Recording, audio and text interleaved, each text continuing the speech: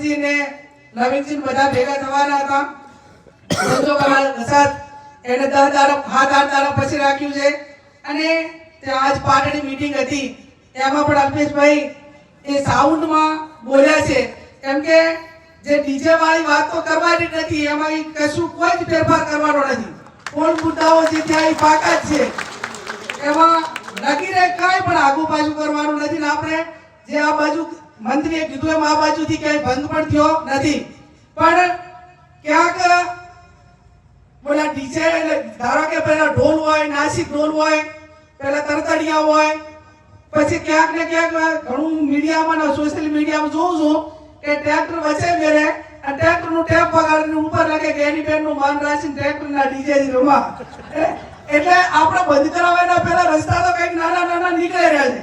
પણ જાહેરમાં વોઇસ ને બીજા માટે હેરાનગતિ અને વધારે પડતા વોઇસના કારણે કે એની બધીઓ એનામાં જે આપણને દહેશત હતી એ ક્યાંક ને ક્યાંક ન થાય એના માટે કે આ બાબતમાં બધા જ આગેવાનો કરે છે એ રીતે કડકાઈ રાખવાની છે.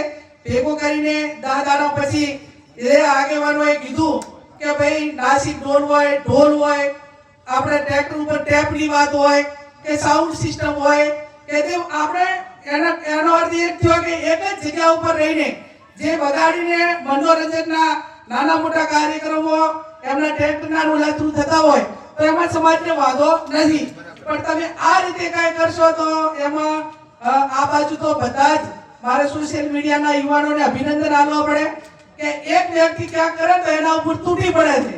એટલે કંટાળો તો મોબાઈલ બંધ કરી નાખે છે. સોશિયલ મીડિયામાં તો તમારે આનો ભંગ કરે ને એના સામે જે છોય બરોબર છે એમાં મારો ટેકો છે. પછી એની સામે કોઈ ટીકા કરનારું કે એને કંટ્રોલ કરનારું ન હોય તો બીજો આ બાબતમાં પ્રયત્ન કરે. એટલે એ બાબતમાં કોઈ પ્રયત્ન ન કરે એના માટે કરીને સોશિયલ મીડિયા